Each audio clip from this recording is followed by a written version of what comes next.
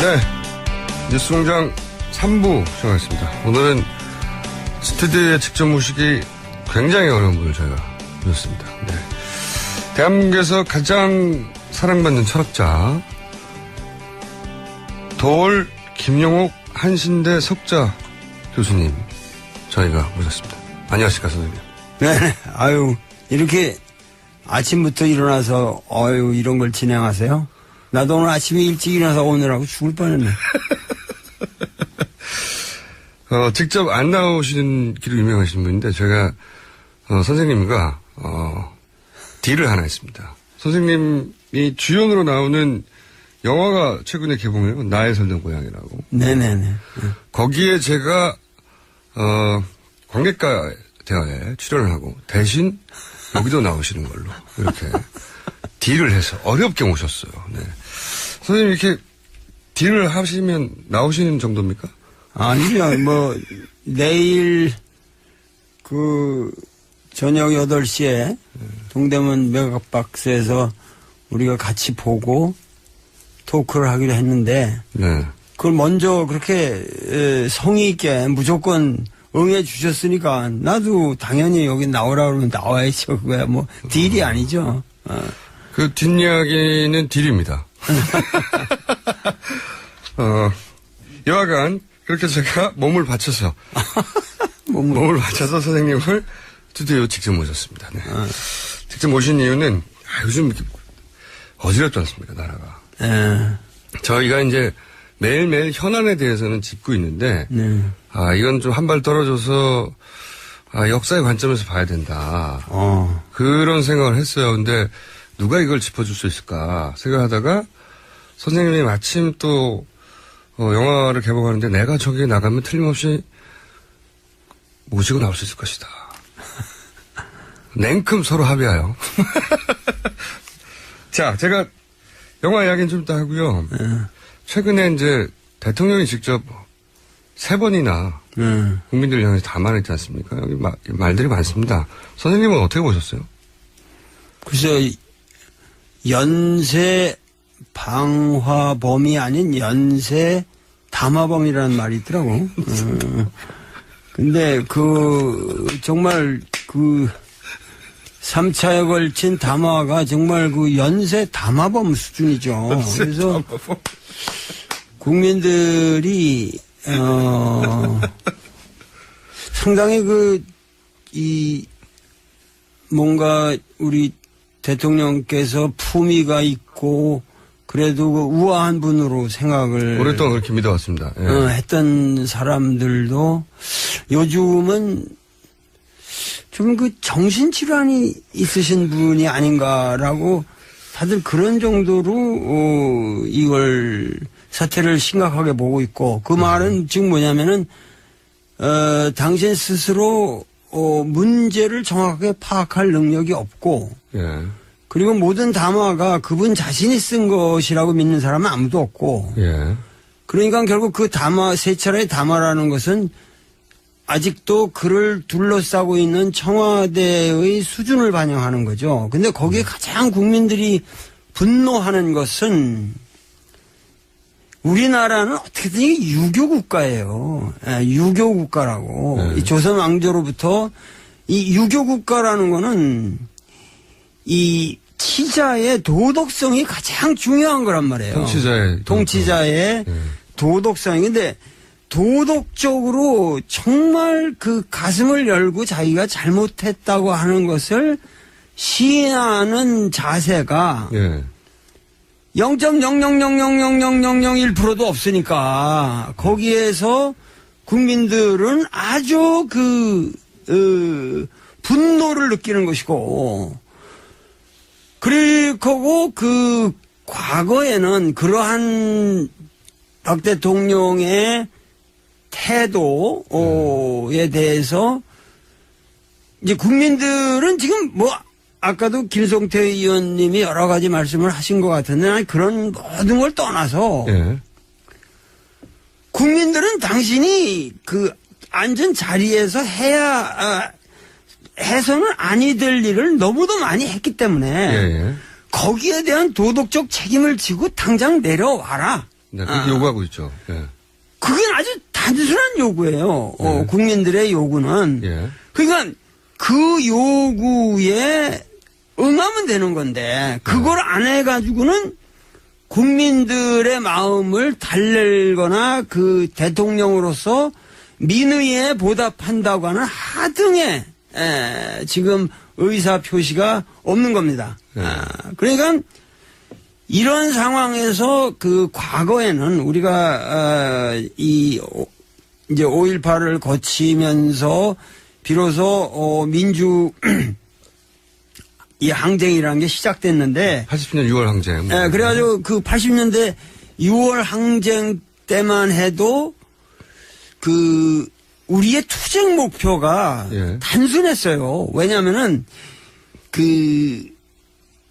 이 전두환이라는 분이 대통령이라는 직위에 앉아 있다는 것 자체가 그게 뭐 일종의 강탈이라고 그럴까? 국민들 느낌에 앉아서는 아니 될 자리에 앉아 있다고 봤단 말이에요. 그 자리가. 국민들이 뽑은 적도 없고. 뽑은 적도 없고. 예. 그러니까 뭐냐면 그 사람을 거기서 몰아낸다고 하는 그 자리가 그 정명, 그게 맞지 않는 사람이 앉아 있으므로 그런 사람을 그 자리에서 밀어낸다고 하는. 네.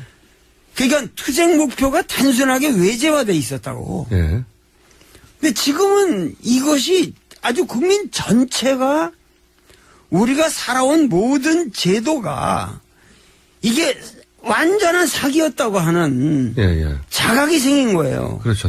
속았다. 한마디로 말해서. 그렇고 과거와 그 전두환 때와는 달리 박근혜는 그래도 우리나라 헌정 질서를 통해서 국민 다수가 뽑았다. 네. 그래서 그 자리에다가 일단 우리는 그 정당성을 부여해줬다. 처음엔. 예. 처음에. 근데 그거를 배반했다 할 때 그 배반은 그 인간에 대한 배신감일 뿐만 아니라 자기 국민들 개개인들이 전부가 스스로에 대한 배신감을 느끼고 있는 거예요. 지금. 내가 무슨 짓을 했는가. 그렇죠. 예.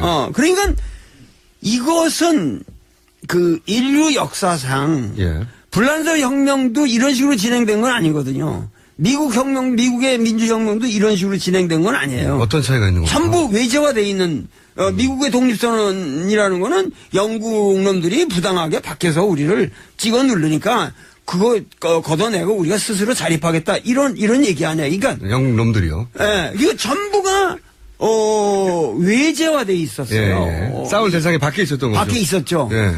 근데 전 국민이 거의 100% 예. 스스로와 투쟁을 해가면서 이 어려운 게임을 해나가고 있는 것은 인류 사상 유례가 없다. 과거에는 우리 뜻과 상관없는 사람들이 거기에 앉아 있었고, 혹은 뭐, 미국 그 당시 식민지인들의 보기에는 영국 놈들이 싸울 대상이었고, 전두환 대통령은 우리가 뽑지 않은 사람이었는데, 이번에는 우리 손으로 뽑았는데, 우리가 속았고, 당했고, 내가 무슨 짓을 했는가, 여기에서 이게 큰 차이가 있다는 거죠. 그러니까는 뭐냐면, 지금 우리가 진행하고 있는 혁명이라고 하는 것은 사실은 의식의 혁명인 동시에 아주 제도의 혁명이죠. 그래서, 국민들 스스로가 이제는 정말 새로운 세상을 만들어야겠다 하는 갈망이 있는 겁니다. 그래서 여태까지 이승만으로부터 쭉 내려오는 사실 해방 후 우리나라 이 정치사라는 게 해방 전이라는 것은 일제 식민지였기 때문에 우리가 주권을 상실한 상태였잖아요. 그러니까 거기서 우리가 정치사를 논할 수는 없고 우리가 우리 스스로의 독립국가로서의 정치사를 가진 이래로 기본적으로는 이승만이라고 하는 사람은 우리가 스스로 뽑은 사람이 아니라면 그것도. 그건 미 군정하에서 자기들이 꼭두각시 같은 사람을 갖다 심은 거거든요, 일체로. 미국서 나 이승만이요 이러면서 들어왔으니까. 그랬어요, 나 이승만이요. 그러고 그냥 미국 방송 통해서 들어온 거예요, 그냥. 선생님 방금 성대모사 하신 겁니까? 순간적으로. 그런데, 예. 그리고 박정희는 쿠데타를 일으켜서 네. 그냥 그것도 사실 선거를 거쳤더니 기본적으로 강탈을 해 들어온 거 아니에요. 네네. 그러니까 이러한 이 정치사에 대해서 국민들, 그러니까 우리가 해방 이후에 우리나라 역사에서 어떠한 정치가라고 하는 이미지는 이 두 사람밖에 없어요. 초반에. 크게, 예. 크게 보면은. 네. 왜냐면 그 초반 아니라 그 뒤로 이어지는 사람들은 전부가 이 프레임 속에서 그 안타이가 아니면은, 그러니까 어떤 새로운 틀을 만든 사람들은 아니란 말이죠. 그러니까 지금. 그런 사람이 나왔고, 그런 사람에 반대하는 사람이 나오고. 그렇죠, 그렇죠. 예. 그냥 뭐, 박정희의 아류 아니면은, 박정희의 자식이 아니면, 박정희의 딸 아니면은, 박정희에 반대하는 사람, 이런 식으로 해서 전부 박정희 패러다임에 있었단 말이죠. 그런데 그 박정희 패러다임을 이제는 근본적으로 종결을 하자. 나는 박근혜 대통령이 처음 당선됐을 때 그랬거든요. 박근혜는 대통령에 당선되었지만 이 당선이라고 하는 것은 결국은 박정희 패러다임을 끝내는 당선이 될 것이다. 아, 마침표가 될 것이다. 네, 그렇게. 그런 예언을 이미 하셨어요? 했어요, 내가. 조용히 혼자 하신 거 아니고요? 아니, 했어요. 그러니까, 그때만 봐도, 예. 저 여자 수준으로 예. 도저히 그 아버지를 빛낼 수 있는 사람이 아니라, 돼서 아버지도 뭐, 그 문제가 많은 사람이지만, 그 아버지조차도 아주 영락시킬, 망해먹을 사람이다. 난 그렇게 봤죠. 그렇게 말씀하셨나요? 혹시 결과를 보고 지금 얹혀가시는 거 아니에요? 아니. 그건, 그런 정도야 충분히 볼 수 있죠. 왜냐면은 그것이 자라나온 배경이라든가 모든 사람 인상을 보거나 벌써 이렇게 사람이 이렇게 경직돼 있잖아요. 얼굴 자체가 항상 보면은 이 모든 게 이 정치라고 하는 것은 항상 이 대화와 항상 이 소통과 이 개방된 어떠한 이 교섭에 의해서 이루어지는 건데 네. 저런 특이한 성격의 사람이 과연 어떻게 정치를 할 것인가 나는 상당히 회의적이었죠. 그러면 지금 대충 말씀하셨는데 우리 역사에서 박근혜 대통령이 지금 이렇게 국민들의 요구에서 점점 코너에 몰리고 결국은 어떤 방식으로든 이제 물러나게 될 것 같은데 그거를 정치권에서는 지금 막 뭐 여러 가지 논의를 하고 있는 와중이고 탄핵이다 아니면 뭐 협상을 하자 아니면 뭐 4월 어쩌고 저쩌고 등등등 절차와 기술적인 방법을 얘기하고 있지만 여하간 이렇게 해서 한 시대가 끝나는 건 우리 현대사에서 보면 박정희 패러다임의 마침표가 되는 겁니다. 정말이다. 그런데 문제는 지금 우리 국민들이 생각하기에 소위 새누리당 의원들이 갈라져 있죠. 친박 비박 현재 친박 비박 갈라져 있는 이 상황이 내가 보기에는 이번 담화도 비박 계열을 분열시키기 위한 어떠한 꼼수라는 그 얘기가 있지만은 결과적으로 지금 뭐냐면은 국회의원이라는 건 자기 지역구에서도 민의를 반영해야 되는 사람들 아닙니까? 그렇죠. 그러면은 지금 민의라고 하는 것은 당장 하야예요. 당장 하야죠. 그러면 더 이상 보고 싶지 않은 거죠. 더 이상 보고 싶지 않은 거죠. 가짜라고 이미 판단했기 때문에. 그러니까 4월 운운할 게 아니라 나는 12월 초래도 하야를 시켜야 돼요. 빨리 하야시키면 우리나라 사람들 모든 거 빨리빨리 진행하는 건 문제가 없어요. 그러니까 빨리 하야시키고 60일 내라고 하는 이 헌정적이가 있으니까 지금 이 상태에서 개헌인 이런 꼼수를 노리는 건 지금 이 상황에서 개헌을 논하는 모든 얘기는 그거는 반역사적이고 반민중적인 발언이라고. 개헌을 논하는 자체가. 그렇죠. 지금은 국민들은 그 개헌이 뭔지도 모르고 개헌이라는 거 얘기하면 모든 게 흐려지고 모든 게 불분명해집니다. 그렇기 때문에 개헌을 논해서는 여야 누구를 막론하고 지금 국민들이 아셔야 할 건 개헌 얘기하는 사람들 전부 이상한 사람들이에요. 선생님 그러니까, 흥분하기 시작하시는데 지금 보니까. 아니 그게 말이 안 돼. 그 지금 이 시점이라고 하는 건 우리가 개헌을 논할 시점이 아니라 예. 어떻게 하면 모든 사람들이 일치 단결해서 이 범죄자들을 처단하느냐. 예. 이거를 하루속히 시급한 문제고 이것이 끌면 끌수록 우리 국민의 도덕성이 이상해진다고. 왜 국민들은 정당한 도덕적인 요구를 하고 있는데 네. 거기에 대해서 정치권이 신속하게 대응을 해야지.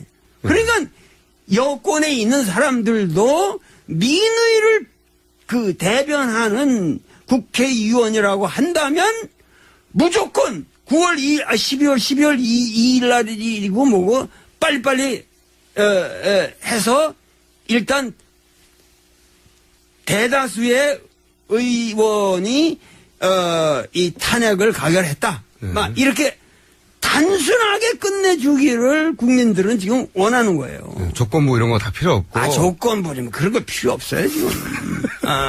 그런 거 해봐야 질서 있는 퇴진이라고 하는 말 네. 자체가 네. 원래 대통령이 확실하게 며칠 날 물러나겠다고 하는 것을 전제로 한 얘기였다고. 예. 근데 이 사람은 지금 퇴진할 의사가 아무것도 없습니다.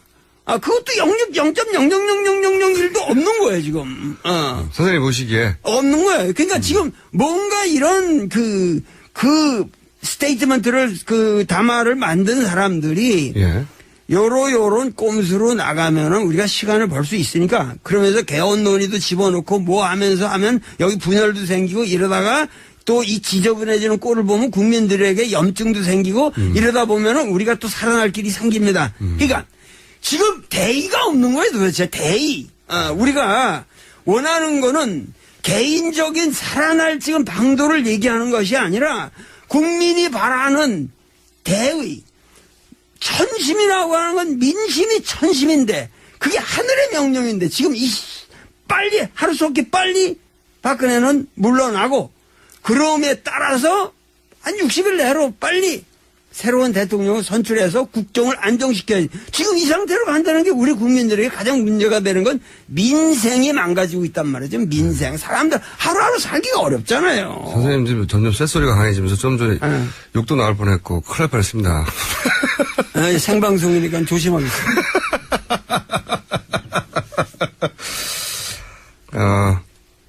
담백한 말씀입니다. 예. 담백하죠. 사상가는 예. 아주 단박하게 국민들이 원하고 싶은 얘기, 국민들이 이런 얘기를 지금 하고 있는데 그걸 이렇게 정치인들이 나와서 얘기하면 아주 복잡해진단 말이에요. 복잡해서 꼬이고 기술적인 절차적인 문제로 바뀌죠. 절차적인 문제로 바뀌니까 그거를 국민들은 거기에 속지 말고 국민들이 지금 이런 위대한 세계사적 혁명을 우리가 진행하고 있으니까 인류사에 유례가 없는 굉장히 의식 높은 수준 높은 우리는 굉장히 질서 있는 합법적인 투쟁을 하고 있고 국민들이 이러한 자기 의사 표현을 절대 꺾이지 마시고 박근혜의 하야 성명이 정확하게 당장 오늘 이 순간에 하야하겠습니다 라고 나와서 딱 끝날 때까지 국민들은 뭐 100만, 200만, 1000만 행진이라도 계속 하는 수밖에 없어요, 지금. 국민하기가 너무 피곤해요. 국민 생활하기 피곤해. 저도 그래서 요새 아주 피곤합니다. 책을 써야 할 시간에 그냥 가서 광화문 헤매고 나면 또 피곤하고. 매주 나오세요? 매주 나왔죠. 한 번도 빠지지 않고 퇴근했어요. 직접 보시면 어때요?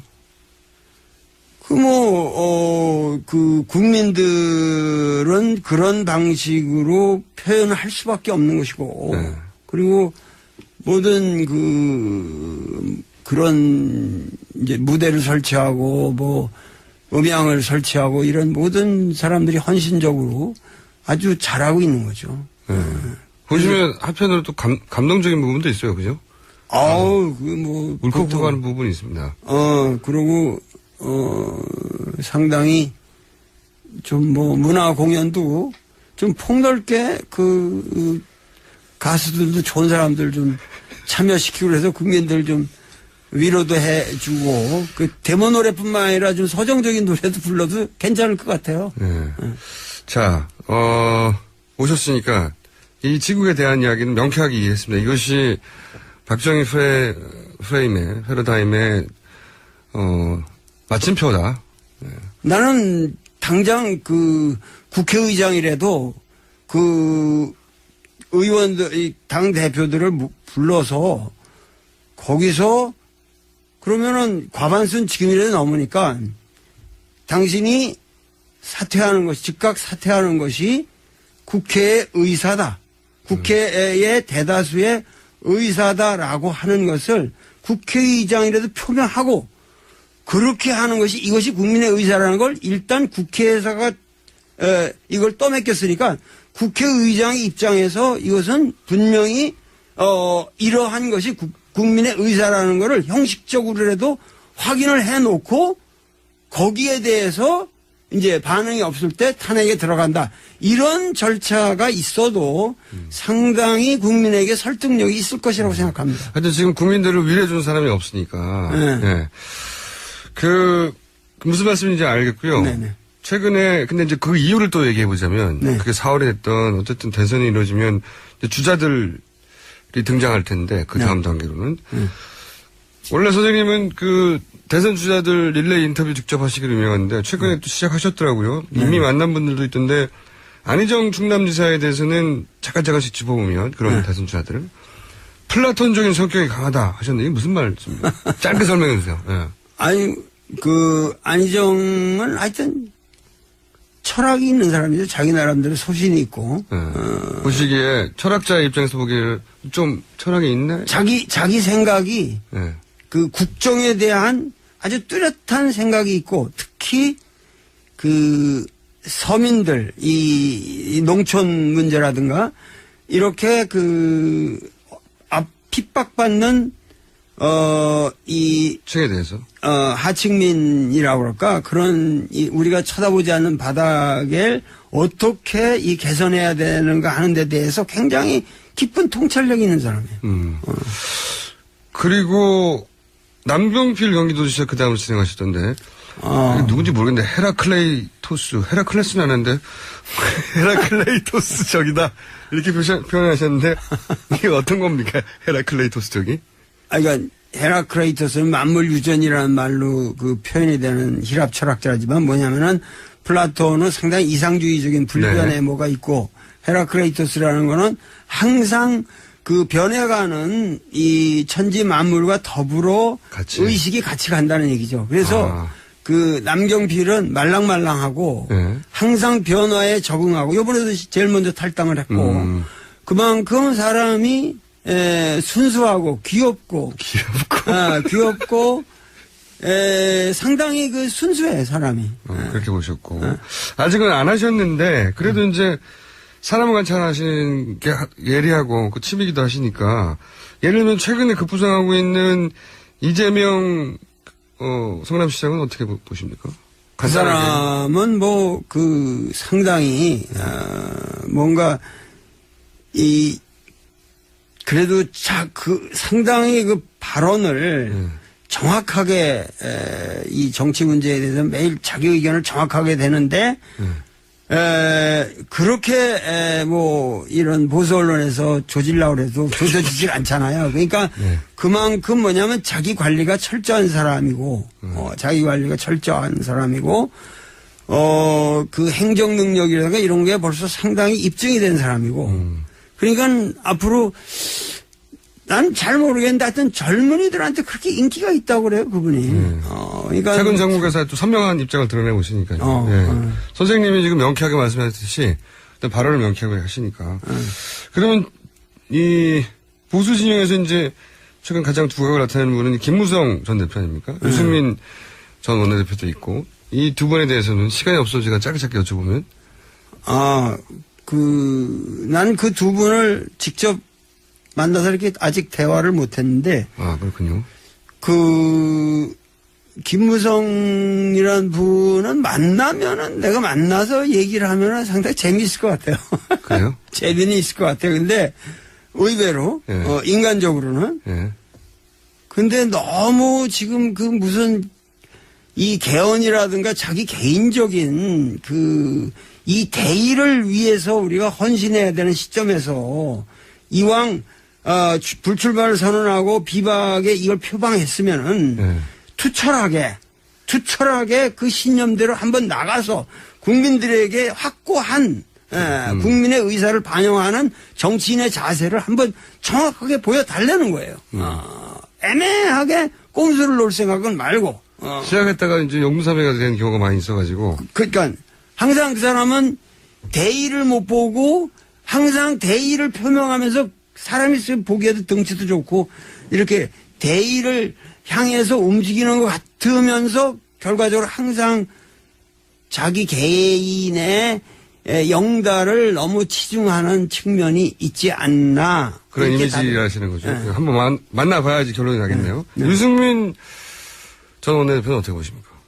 그분도 마찬가지죠. 지금 상당히 중요한 입장에 계시니까. 그리고 그분이 말씀하는 걸 보면은 상당히 정확하게 사태를 관망하고 있고 추진하고 있고 난 그분에 대해서 상당히 존경을 표하는데 그분도 과거에는 박근혜를 대통령으로 만드는데 뭐 1등 공신이었던 사람이니까 그러니까 그러한 여러 가지를 볼 적에 지금 보다 선명하게 자기 입장을 일관해서 박근혜를 탄핵하든지 이 정국의 개인을 돌보지 말고 일단은 이거를 마무리 지는 어떤 새로운 국면을 만들어 놓고 거기서 그런 새로운 아리나에서 격투를 하더라도 새로운 격투를 하자. 이런 식으로 확실한 자세들을 보여달라는 거예요. 문재인 전 대표는 어떻게 보십니까? 왜 웃으십니까? 글쎄, 문재인 대표에 대해서는 내가 얘기하기가 참 어렵지만은, 상당히 사람이 좀 순진한 사람이죠. 어떤 의미에서 그렇습니까? 아니, 사람 심성이 착해잖아요. 만나서 이렇게 얘기하면 정말 착하고 사심이 없어요. 그 사람은. 근데 뭐냐면 매사에 어떤 그 날카로운 정치적인 판단이 좀 부족하게 느껴질 때가 있잖아요. 이런 시국에 왔을 때 명쾌하게 빨리 결론을 내야 되는데 빨리 빨리 가는다. 그리고 그것이 어떠한 이 긍정적인 결과를 가져오는 방향으로 상당히 이렇게 진행을 빨리빨리 시켜야 되는데 좀 답답하시군요 보시기에. 그냥 너무 착해서 그래요 사람이. 착해서.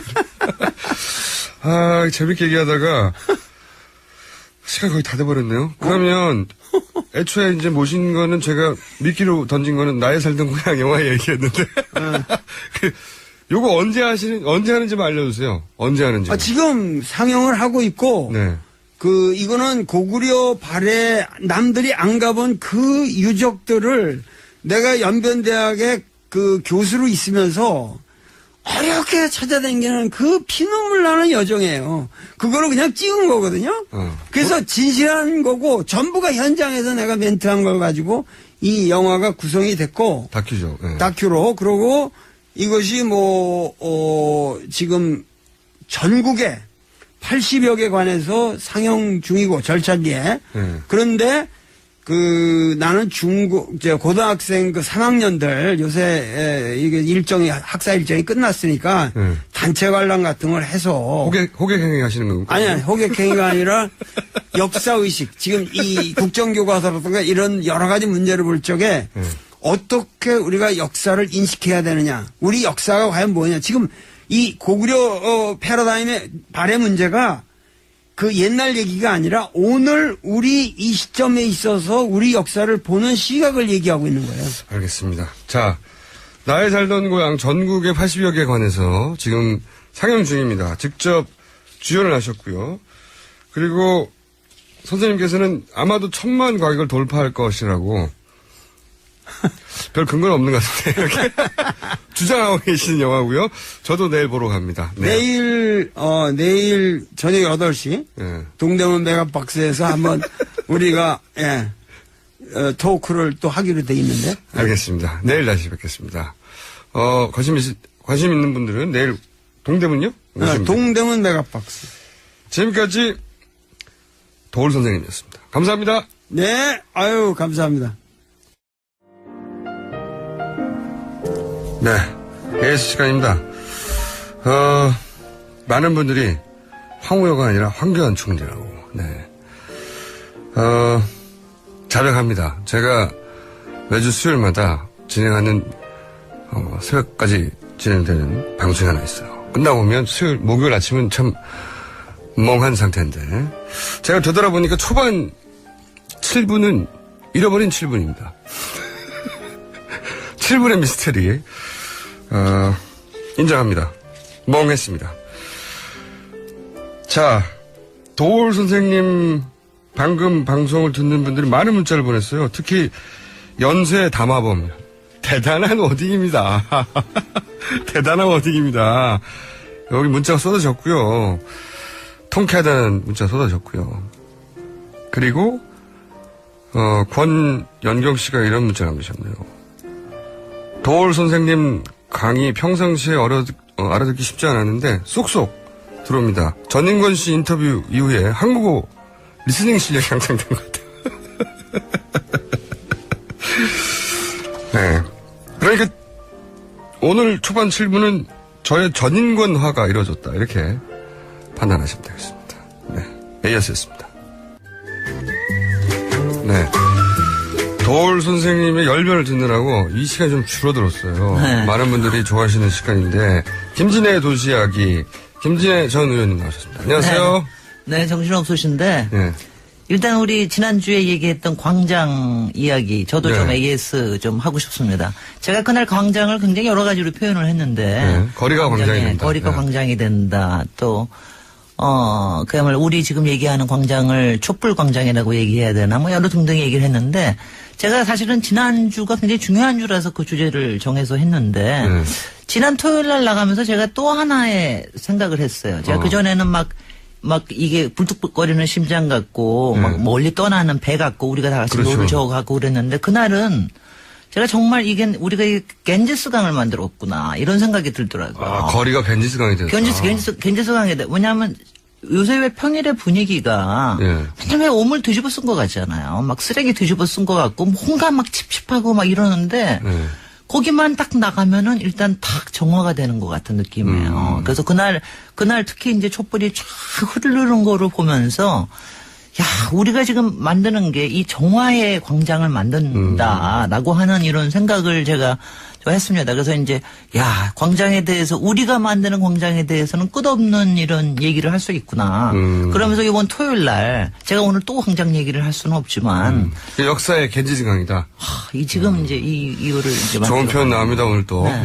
그래서 이번 토요일 날 저희가 안 나갈 수 없습니다. 그렇지만 정화하러 나가야 됩니다. 승화해서 어디까지 갈 수 있을지 꼭 이번 토요일 또 필요한 것 같습니다. 이게 이런 것 같아요. 한 주 동안 이번에는 지난주에 내가 표시한 그 의사가 과연 그 관철되어서 좀 뭐 대통령이든 정치권이든 내가 표현한 의사가 받아들여질까 기다리는데 뭐 계속 복잡한 얘기만 나와요. 네. 그러면 또 스트레스 쌓입니다. 그럼요. 네. 그러면 다시 토요일 날 뭐 주말에 나가서 다시 확인하는 거죠. 그렇지, 그럼요. 네, 서로. 네. 우리가 딱 같은 생각을 하고 있나. 이번 토요일 날 중요합니다. 매주 토요일이 중요합니다. 분수령 몇 번 나오는지 모르겠어. 언론에 이번 주말이 분수령이 몇 개야 지금. 우리는 로키 산맥이에요. 산맥. 앞으로는 산맥까지 가야 되겠습니다. 앞으로는 이번 주말에 최대 분수령 하지 마시고 로키 산맥을 통과 중이야 지금. 분수령 매번 나와요. 예. 언론이 분수령 최대 분수령 몇 번 나오고 한 3번 나온 것 같아요 벌써. 예. 앞으로도 여러 번 있을 것 같아요. 예. 이제 그런 표현 쓰지 마시고요. 네 번째 최대 분수령 등장 뭐 이런 식으로. 자, 오늘은 짧게 하셔야 될 것 같아. 안타깝게도 지난주에 LCT 한번 건드려보자. 그리고 제가 기억하시겠지만 한번 주상복합 가지고 얘기를 하다가 우리 도시에는 왜 이렇게 초고층 주상복합이 많나. 이거 가지고 하다가 그 중에 하나가 부산에 가장 초고층이 많고 그 중에 하나가 최근 문제가 되는 LCT다. 이러고 얘기를 했는데 그 한 2달 사이에 지금 일들이 이제 또 막 벌어져가지고. 그렇죠. LCT가 터질 줄 몰랐는데 이렇게 크게. 그래서 이제 LCT 가지고 얘기를 하려고 그랬는데 이걸 가지고 이게 도시라고 하는 게 얼마나 이 비리와 저는 도시라고 하는 게 이 비읍자 돌림병의 온상이라고 생각하거든요. 비리 말고 또 무엇입니까? 불법. 부정부패, 부실. 그렇군요. 뭐 등등의 이론적인데 이제 이런 게 다 종합된 건데 솔직히는 제가 이 시간에 이런 얘기를 하고 싶지는 않았어요. 왜냐하면 도시가 그야말로 악의 소굴이기도 한데 그런 얘기보다는 조금 더 이제 정말 겐지스강 같은 얘기만 하고 싶었는데 할 수 없이 여기까지 왔습니다. 근데 오늘 시간도 짧고 지난 밤에 왜 현규환 수석이 자해를 해서 그 검찰에 소환되고 난 다음에 현규환 전 수석이 자해를 했습니다. 손목에 네네. 자해를 해가지고 어저께 저 병원으로 일단은 뭐 생명에는 문제가 없다고 그러는데 이 얘기를 안 할 수가 없죠. 사실은 이제 그 박근혜 대통령이 LCT를 제대로 수사하라고 막 그랬었잖아요. 네. 한 2주일 전인가 갑자기 해서 엄단하라고. 그러고 난 다음에 갑자기 그러고 나서 LCT 문재인 뭐 해가지고 막 얘기 나오고 그렇죠. 그랬는데 결과적으로 나온 거는 현기환이 나와서 결국은 자폭한 거다. 뭐 이런 얘기 나오는데. 본인 측근들이 나와버렸어요. 근데 사실은 저는 그때 LCT 박근혜 대통령이 그렇게 했던 거는 뭐 야당 의원들 겨냥한 것도 아니고 사실은 두 가지라고 봅니다. 여당 의원들 좀 몸조심해라. 얘네들 하는 거 하고 그다음에 검찰. 검찰에 대해서 니네들 이렇게 말해. 요거 검찰도 로비 대상이었다는 건 내가 알고 있다. 그럼요. 그러니까 그거였지. 저는 사실은 뭐 문재인 그거나 뭐 공작 세력들이 좀 한 것 같아요. 겸사겸사 했겠죠. 겸사겸사 했습니다. 근데 이제 제가 왜 현기환 수석 현기환 수석하고는 저하고는 같은 18대 같이 국회의원이었어요. 같이 국회의원하고 둘이 같이 국토해양회의에 같이 있었습니다. 그런데 그러고 나서 이렇게 생각을 하다 보니까 야, 이 양반이 왜 그때 그런 일을 무슨 법안을 왜 그렇게 했나 이런 거 같은 게 되돌아보니까 보이는 거예요. 결과 지금 되돌아보니 그때 왜 그렇게 그 법안을 매달렸냐. 그다음에 또 한 가지가 그러다가 제가 보니까 제가 18대 같이 국토해양회를 했던 사람들 중에 6명이 지금 날아가고 있어요. 제가 굉장히 짧게 했습니다. 2년 반밖에 안 했는데도 그리고 20명 정도밖에 안 했는데 그중에 6명이 날아갔습니다. 그 6명 중에 4명이 위원장이었어요. 국토해양위원장. 심지어. 그러니까 국토해양이가 그런 로비가 가장 많은 것 중에 하나죠. 건설업체들이. 가장 많습니다. 그래서 제가 오늘은 LCT에 관련된 왜냐하면 저는 여러분들 시민들이 절대로 알고 계셔야 될 게 이 LCT를 요것만 한 가지 먼저 지적을 할게요. LCT를 가지고 지금 이용복 회장을 가지고 얘기하고 나쁜 놈이다, 뭐 비자금 가지고 뭐 운운하는데 그리고 뭐 지금 뭐 청담동 개 모임이 어쩌다, 거기에 최순실이 개입이 됐다, 뭐 어쩌다, 뭐 이런 얘기를 하는데 사실은 굉장히 중요한 건 뭐냐면 이게 다들 민간 개발로 알고 계시죠? 보통 민간 개발일 거라고 생각하잖아요. 그렇죠. 초고총 올라가는 거. 다들 그렇게 하고 이용복이 나쁜 놈 이렇게 얘기하고 있어요. 이거 땅이 부산시 땅입니다. 부산시 땅이고 그다음에 여기에 그러니까 시행사라고 하는 데가 부산도시공사예요. 이거를 다들 얘기를 안 하십니다. 그리고 이제 이거를 위탁을 받은 데가 그 지금 뭐 청 어쩌고저쩌고 하는 거 해가지고 하는 이용복이 회장으로 있는 위탁을 받았군요. 네. 그게 PFB라고 하는 회사고요. 그리고 이거에서 지금 시공사로 들어와 있는 데가 포스코일 뿐이에요. 근데 포스코는 이제 원래부터 포스코가 아니라 중국 회사가 나가 떨어지고 난 다음에 포스코를 갖다 붙여놓은 게 현기환이 아니냐. 지금 이러고 나오는 거죠. 그러니까 이게요. 이렇게 보시면은. 거슬러 올라가면 일단 기본적으로는 부산시부터. 뭐냐면요. 이거는요. 그냥 우리가 뭐냐면 저도 민간에 있는 사람으로서 뭐 하면은 맨날 건설사, 뭐 시행사, 대행사 이런 사람들을 파육하고 그러는데 그 사람들의 비리의 문제가 아닙니다. 그 사람들의 비리를 저지르게 만들어준 사람들. 만들어주는 위에 그리고 그 사람들이 이득을 챙기는 사람. 그리고 그 위에서 파워브로커 역할을 하는 사람들. 이걸 밀어주는 사람. 그게 그 중에 하나가 현기환 전 위원, 전 수석 뭐 이럴 수가 있는 거죠. 그러니까 왜 이렇게 엉키고 설키느냐라고 하는 거를 좀 알아주셨으면. 그러니까 이거를 왜냐면 민간만 욕하고 업자만 욕하지 마시오. 업자는 이용복 같은 사람은요.